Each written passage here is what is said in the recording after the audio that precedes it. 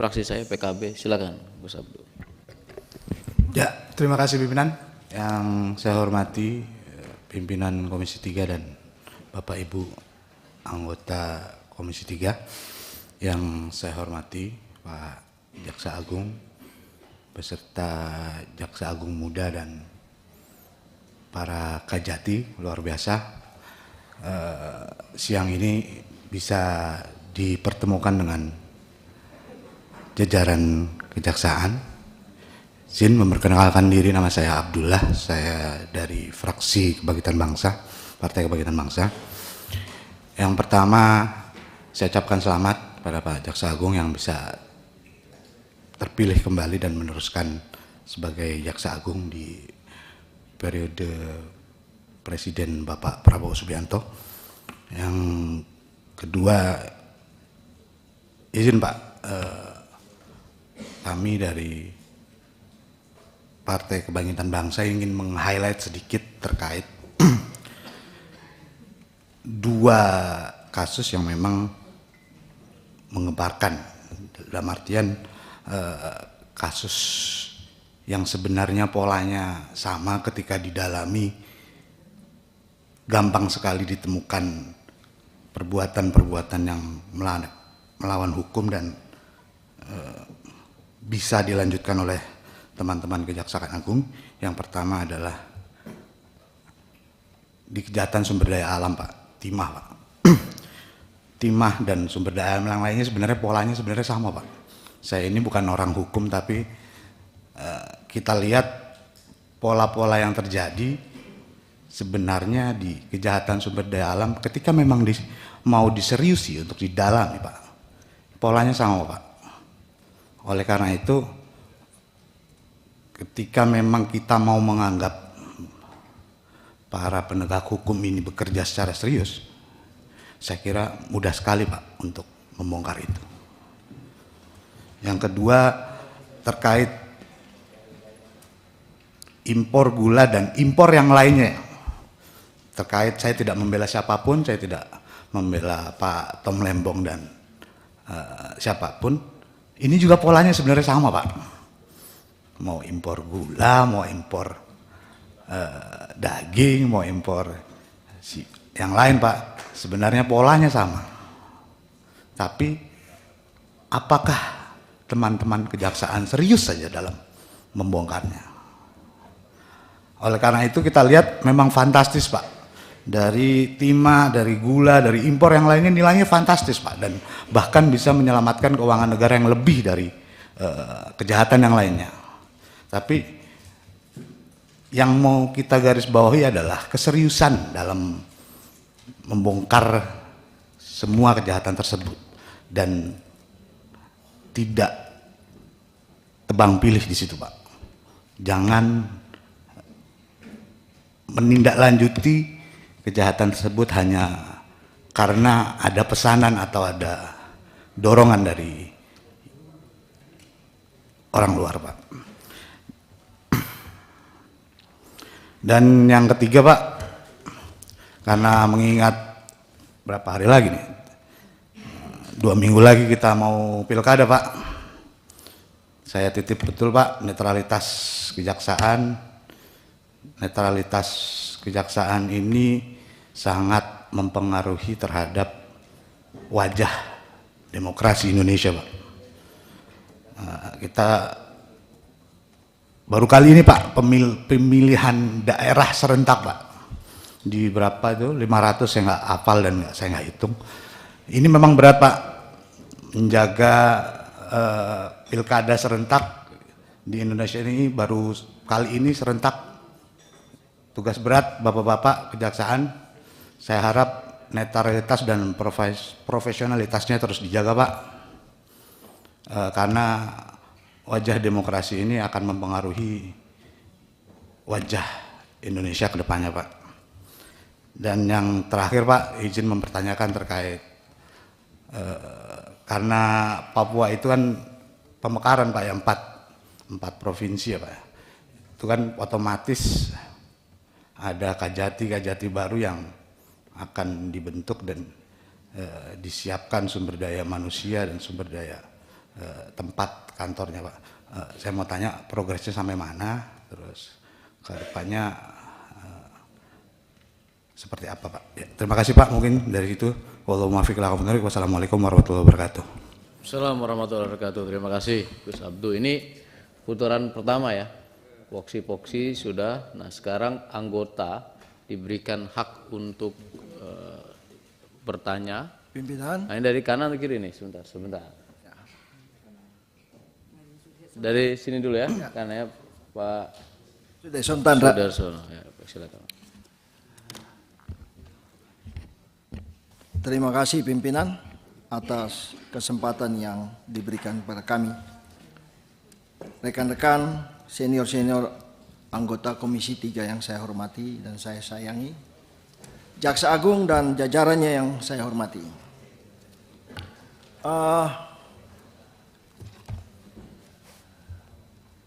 Grand strategi yang tadi dikemukakan oleh Pak Jaksa Agung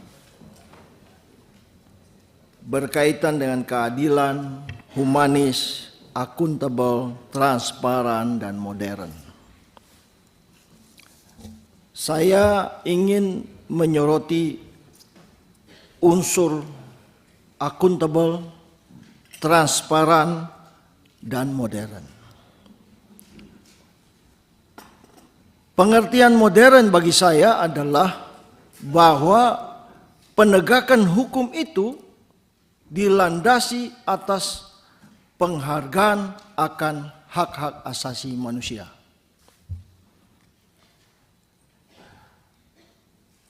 Profesor Dr.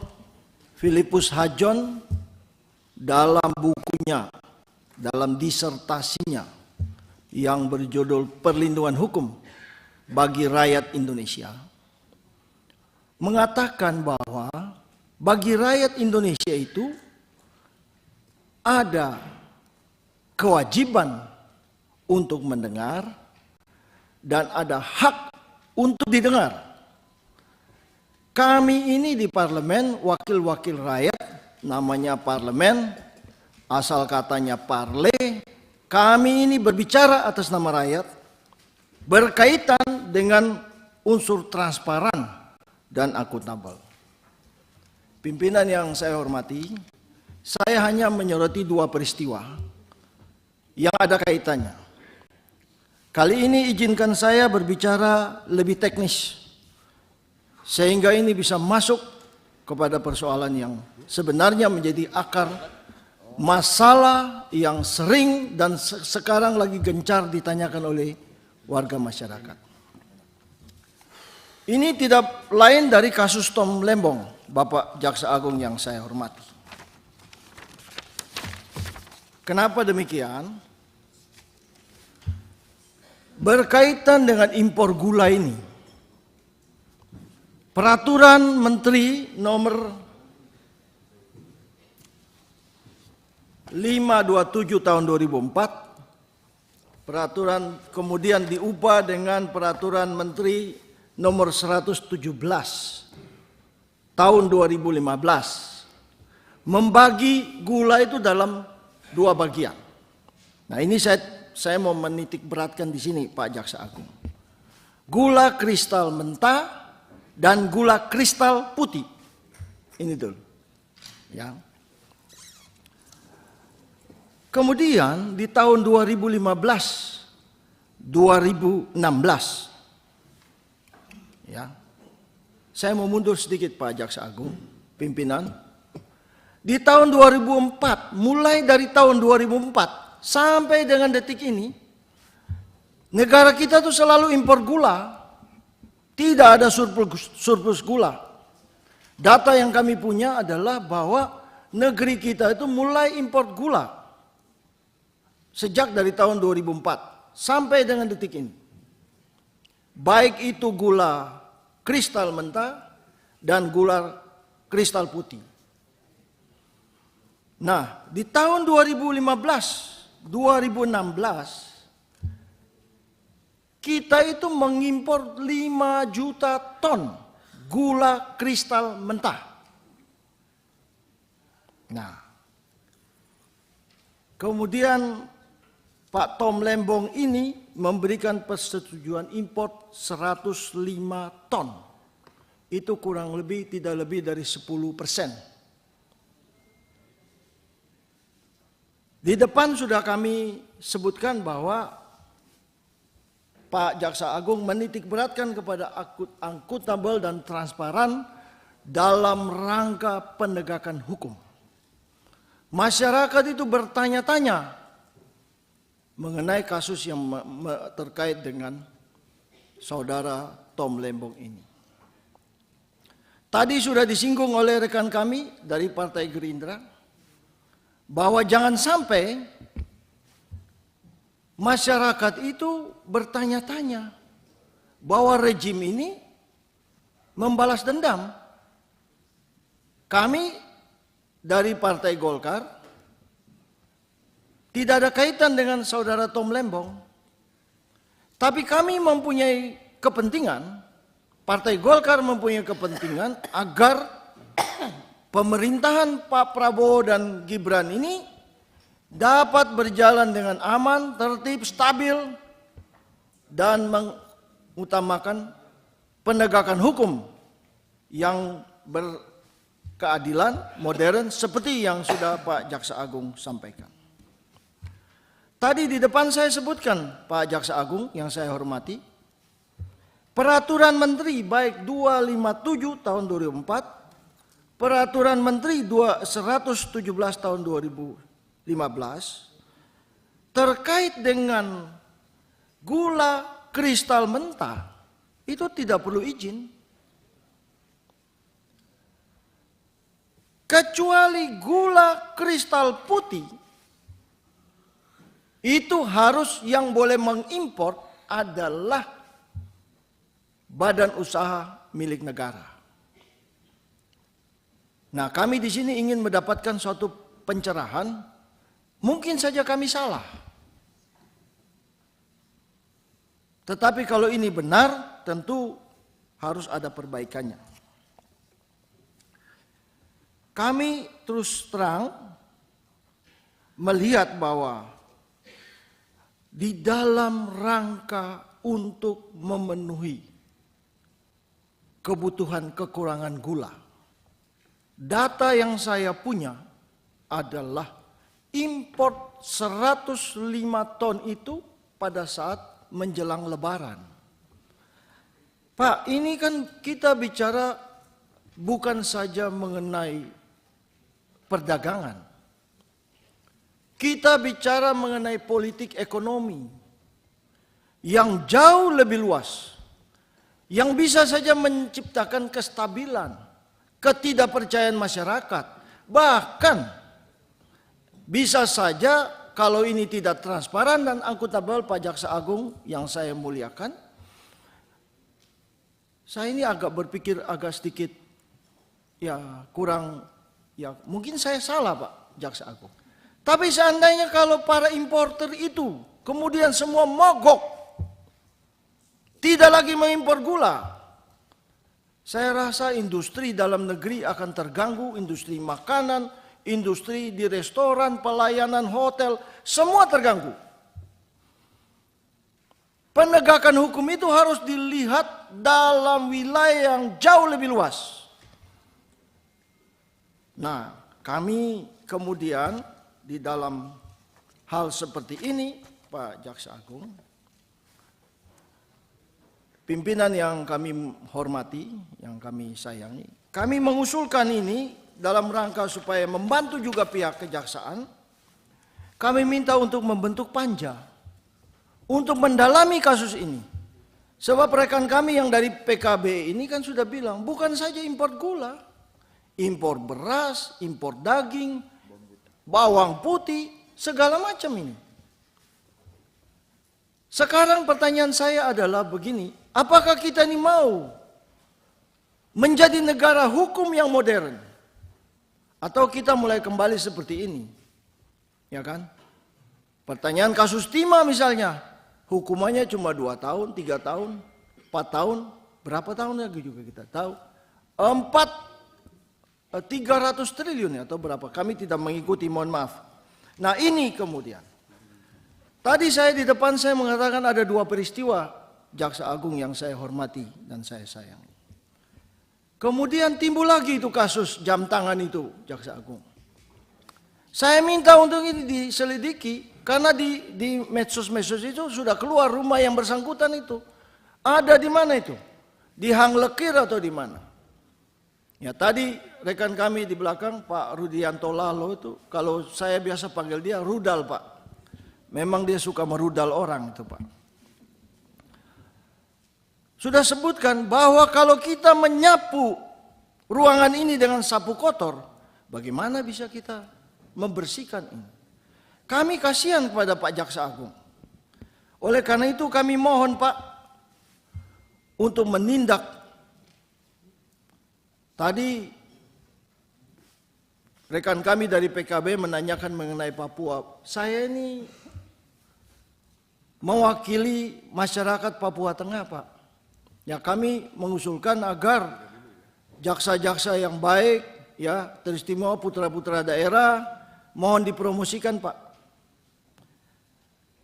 Kesimpulannya saya minta kepada pimpinan yang saya hormati, agar kalau memang kasus ini tidak cukup kuat buktinya, ya coba diselesaikan dengan baik. Dengan sama sekali tidak ingin mencampuri tugas pokok kejaksaan, tugas dan kewenangan kejaksaan. Agar kita semua dapat menjelaskan kepada masyarakat apa yang terjadi di belakang ini. Saya rasa demikian. Terima kasih pimpinan. Terima kasih Pak Sudison Tandra. Iya, Pak Abu Bakar Absi ini lagi kurang enak badan kayaknya. Oh iya, lagi kurang sehat. Pak Beni kita kasih kesempatan sekali, oke? Atau Beni dulu silakan. Pak Beni dulu tuh. Kita kalau makan Biar semangat dulu. Pak Jaksa Agung ini kita main agak sedikit karena waktunya pun masih agak panjang Pak Jaksa. Terima kasih, silakan. Terima kasih Ketua begitu bijaknya. Pantas, ya semua ketua lah, bukan satu teamwork.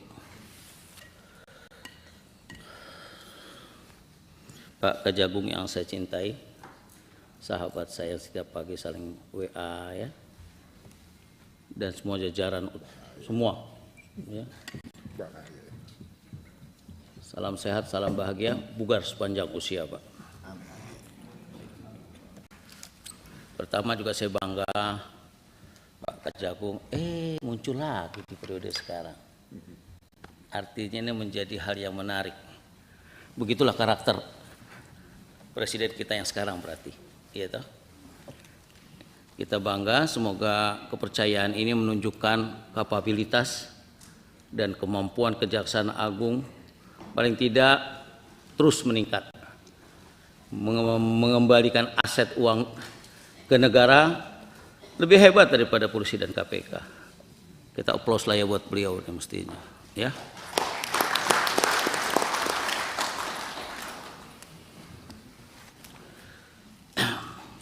Saya sedemikian rupa, sungguh pun banyak catatan yang begitu kencang-kencang, tetap apresiasi saya sampaikan sebagai orang Timur. Ya. Soal Gakung tetap kita tegakkan. Jadi Pak Ketua, dalam beberapa waktu terakhir ya banyak mengungkap kasus yang publik itu agak kaget, itu aja. Bukan mengagetkan publik agak kaget. Ya. Mulai dari penangkapan 3 hakim di PN Surabaya, pengungkapan suap mantan pejabat MA. Saya sampai bilang jangan terlalu kekencengan lah dengan hakim MA. Beda-beda tipis kadang-kadang kok, saya bilang gitu. Ya. Hanya orang-orang ngerti yang bisa paham. Ya. Saya salah paham. Iya. Sampai kemarin soal TPU di Duta Palma, ya. Saya kira ini adalah kerja keras yang harus kita apresiasi dengan baik. Kedua, Saya juga mengapresiasi bahan yang hari ini dibawa dalam paparan disampaikannya, ada grand strategi. Saya keluar tuh Pak, tapi saya dengar semua Bapak bicara. Karena di ruangan kita pimpinan tuh komplit TV-nya. Nah. Dalam paparan disampaikan, yang grand strategi Kejaksaan Agung 2025 ini sampai 2029 menunjukkan ada kesiapan konseptual ya, yang matang dan visi yang jelas untuk mengelola Adiaksa, instruksi Adiaksa selama 4 tahun ke depan. Kemudian soal pengungkapan makelar kasus. Kalau kita dengar Kejagung sudah periksa 33 orang, masyarakat banyak bertanya, apakah perkara ini hanya berhenti pada 3 hakim PN Surabaya aja? Mohon dijelaskan soal ini Pak. Ada kabar bahwa ada 3 hakim agung yang juga masing-masing terima 5 miliar. Apakah ini benar? Apakah sudah ada tindak lanjut? Kemudian dengan ditemukannya uang hampir 1 T Pak, milik ZR, yang diduga dari praktik makelar kasus. Ini kalau lihat cara kerjanya kayak gini, ini bisa ke belakang nih Pak, mungkin uang-uang simpanan beberapa pimpinan ke belakang, mungkin namanya mungkin, ya. Apakah akan dilakukan pengembangan terhadap perkara tersebut Pak? Apakah Kejagung sudah mengetahui uang sebanyak itu untuk perkara apa aja? Ya. Kalau nilainya sebesar itu, tentunya banyak perkara yang sudah dibantu si hamba Allah ZR itu. Dan tentunya juga banyak pihak yang terlibat. Nah, apakah Kejagung sudah melakukan pendalaman terhadap hal ini? Saya nggak panjang-panjang Pak. Semoga kerja Adiaksa ke depan akan lebih berkelas lagi. Saya lihat kalau Polri sudah berkelas, Jaksa berkelas, udahlah cukup KPK, kenapa ada lagi sih? Gitu kira-kira. Tapi kelihatannya enggak ya. Udah 10 timnya udah masuk tuh suratnya. Tinggal kita pilih. Pak Kejagung dan jajaran, itu aja Pak mungkin yang saya sampaikan. Beli kacang ke Bambu Apus, sampai di rumah langsung direbus. Jaksa Agung terus bernapas berantas mafia kasus, bekerja keras dengan tegak lurus. Assalamualaikum warahmatullahi wabarakatuh. Mohon izin ya sekalian ya. Terima kasih Yang Mulia Abu Bakar Al-Habsyi. Pak Beni, silakan.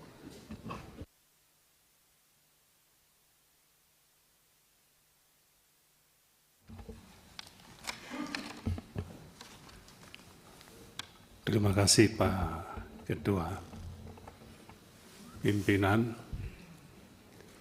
Komisi 3, Bapak Ibu anggota Komisi 3 yang saya banggakan, Bapak Jaksa Agung,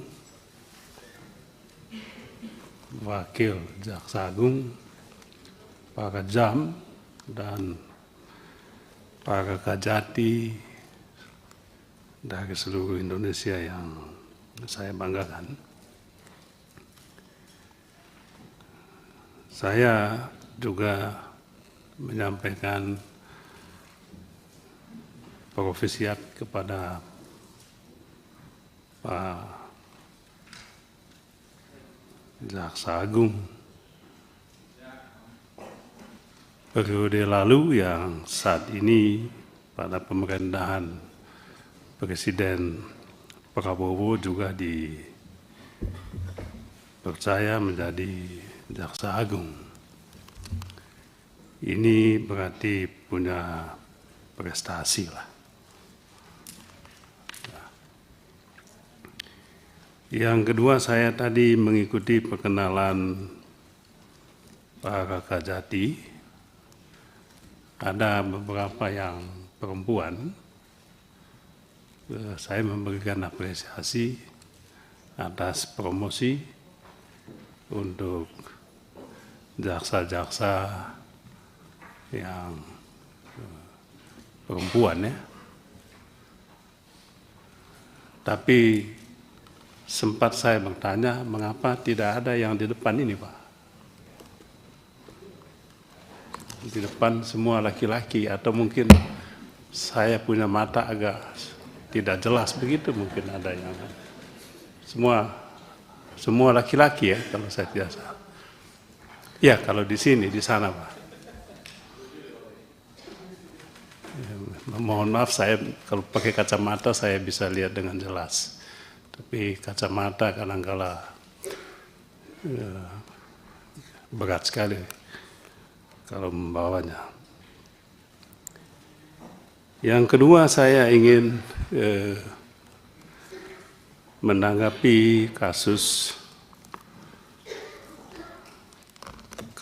yang dengan spesifik disebutkan di sini. Apa yang sebetulnya saya butuhkan, dan saya yakin ini juga dibutuhkan oleh publik, adalah penjelasan yang lebih komprehensif mengenai kasus-kasus yang ditangani oleh Kejaksaan Agung selama ini, baik kasus pada tingkat penyidikan maupun pada tingkat penuntutan. Mohon maaf sekali, kita periode yang lalu memang tidak punya cukup waktu untuk bisa berinteraksi, bisa melakukan tanya jawab, dan lebih dari itu kita memohon dan meminta pertanggungjawaban. Saya rasa pertanggungjawaban itu penting.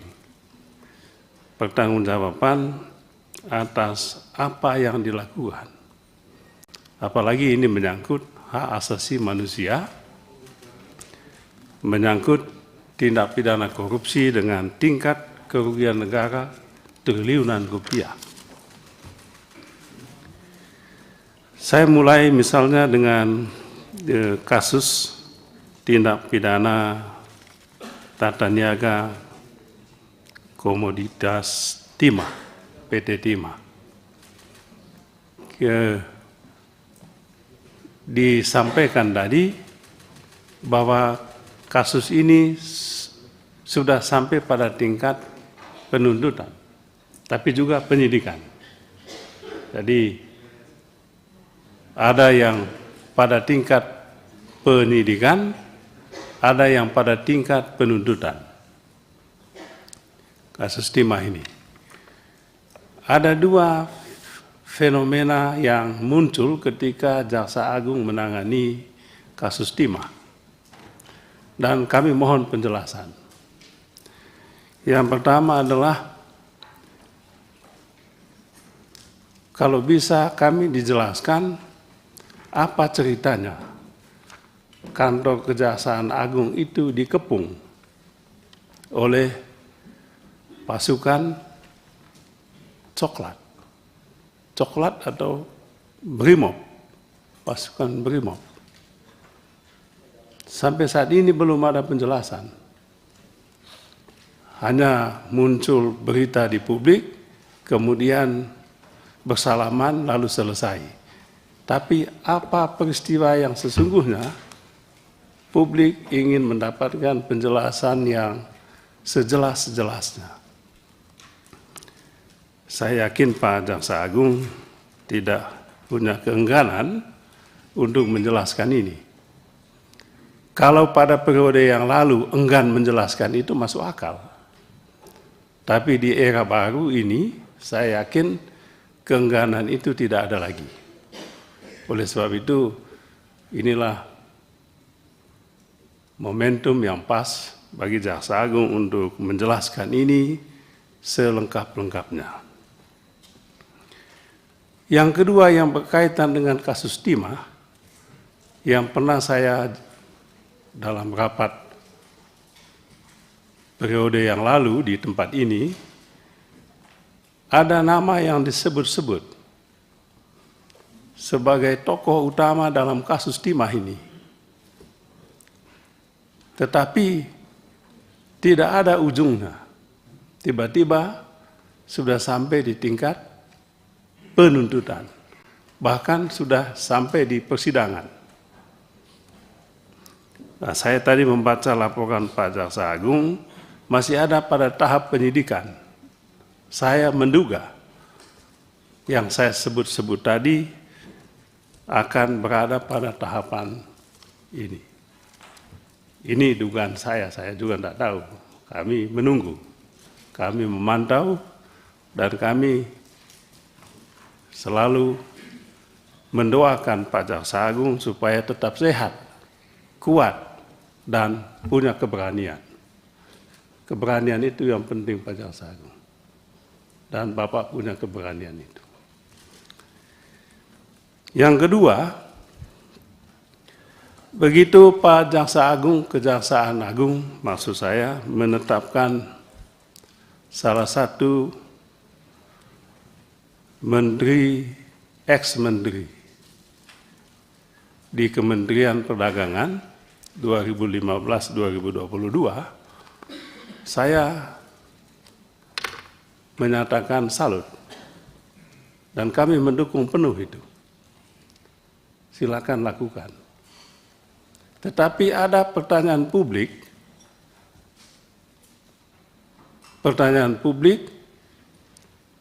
yaitu apakah yang lain juga akan mendapatkan perlakuan yang sama. Menurut saya, kalau Pak Tom Lembong pada saat ini ditetapkan sebagai tersangka, menurut saya itu hanyalah strategi Kejaksaan Agung. Berarti yang lain-lainnya siap menanti peristiwa yang kurang enak itu. Jadi saya punya positive thinking, dan menurut saya itu strategi yang tepat. Sebab yang lain-lain itu agak sulit kan Pak Jaksa Agung. Mungkin itu yang gampang. Kita mulai dari yang gampang, jangan mulai dari yang sulit. Saya teringat dengan Pak sahabat saya ini, mantan Kajati, ketika saya masih SMA dulu. Guru saya mengatakan, Pak Beni, kalau mau menjawab pertanyaan pada saat ujian, mulailah dengan yang gampang. Jangan mulai yang sulit. Sebab yang sulit ini nanti tidak selesai jawab, waktunya habis. Saya teringat dengan nasihat guru saya ini ketika Kejaksaan Agung begitu lincah menetapkan saudara Tom Lembong jadi tersangka dalam kasus impor gula ini. Itu pintu masuk. Mudah-mudahan pintu masuk betul Pak Jaksa Agung. Jadi jangan sampai batas sampai di pintu masuk. Jadi itu pintu masuk supaya apa? Duc in altum dalam bahasa Yunani kuno harus duc in altum. Maksudnya apa? Masuk lebih dalam lagi. Tapi bagaimana masuk lebih dalam kalau yang dangkal ini belum disentuh? Sentuh yang dangkal dulu, baru masuk ke laut yang lebih dalam lagi. Kami menunggu itu. Kami juga berdoa supaya Bapak sehat, Bapak kuat, lebih lagi Bapak punya keberanian untuk masuk ke laut yang lebih dalam lagi. Ada berapa menteri di kementerian itu, Mas Bambang? Ada 5 ya? Iya.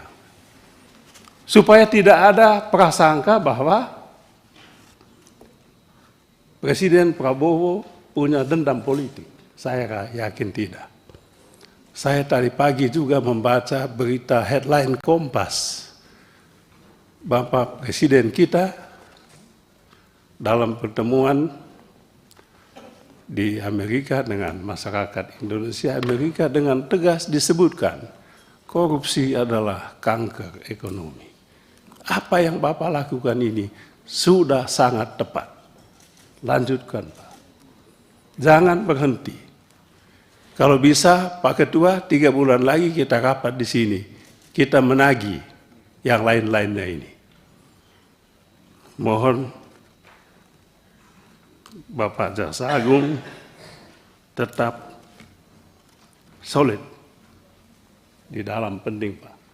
Di Bapak Jaksa Agung didukung oleh 38 Kajati ini. Saya rasa tidak ada yang tidak setuju dengan Pak Jaksa Agung. Semua dukung. Kita juga dukung, Pak. Cuman dukungan kami, partai kecil kami sekarang, cuman 44 kursinya. Tapi mudah-mudahan ke depan bisa bangkit lagi.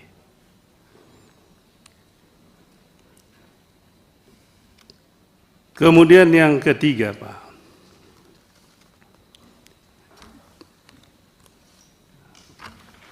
kami ingin menyentuh sedikit, mungkin tidak disinggung di sini, tapi ada teman tadi yang menyampaikan, itu kasus mafia tanah. Mengapa saya sebut mafia tanah ini penting? Sebab yang terjadi adalah hukum dipakai. Hukum dipakai, terutama hukum pidana, dipakai oleh para mafia ini untuk merampok tanah rakyat. Jadi betul sekali apa yang disampaikan oleh Bapak Presiden Prabowo dalam bukunya Indonesia Paradoks itu. Hukum kita dikuasai oleh yang punya uang. Yang punya uang ini juga menguasai aparat penegak hukum, jaksa, polisi, hakim. Itu disampaikan dalam buku beliau. Nah, oleh sebab itu Pak Jaksa Agung, kami mohon perhatiannya. Pasal tentang pemalsuan, pasal tentang memasukkan akta dokumen palsu dalam akta resmi, itu dipakai oleh aparat penegak hukum di tingkat penyidikan. Untuk apa? Sekedar untuk menyatakan bahwa dokumen ini palsu, tapi tujuannya itu adalah ingin mengambil alih properti pihak lain. Dengan cukup mendapatkan putusan di pengadilan bahwa dokumen ini tersangka, terdakwa telah melakukan tindak pidana pemalsuan dokumen dengan hukuman hanya sebulan. Bagi mafia tidak penting hukuman sebulan atau setahun. Yang penting adalah putusannya, bahwa yang bersangkutan terbukti melakukan tindak pidana pemalsuan. Dan itu kemudian dijadikan alasan novum untuk kemudian mengajukan PK lagi untuk kasus perdata yang sudah jelas-jelas ada pemenangnya. Ini cara kerja mafia ini, Pak. Kemudian yang terakhir, Pak, ini tadi juga disinggung soal temuan 1 triliun itu. Di sini disebutkan telah dilakukan penyitaan uang. Ini mohon Pak Jaksa Agung memberikan penjelasan, kalau bisa segamblang mungkin, uang 920 M ini uang dari apa sebetulnya? Asal usulnya uang ini apa? Siapa yang memberi uang ini? Untuk kepentingan apa? Kalau bisa dibuka, Pak. Kalau Bapak membuka ini luar biasa, Pak. Bapak adalah pahlawan hukum di Republik ini. Jadi jangan sampai ini dipetieskan. Jangan sampai kasus ini begitu saja menguap. Pak Jaksa Agung, ini momentum Bapak untuk tunjukkan bahwa Bapak betul-betul ingin menegakkan hukum. Hukum tidak tajam ke yang kecil, yang lemah, tapi tajam juga ke yang punya kuasa uang dan kuasa yang lain-lainnya. Ini yang bisa saya sampaikan Pak Jaksa Agung. Sekali lagi kami mendukung penuh Pak. Lanjutkan prasangka politik biasa. Yang penting Bapak harus tunjukkan bahwa prosedur hukum untuk tegaknya keadilan Bapak tegakkan. Sekian, terima kasih. Terima kasih.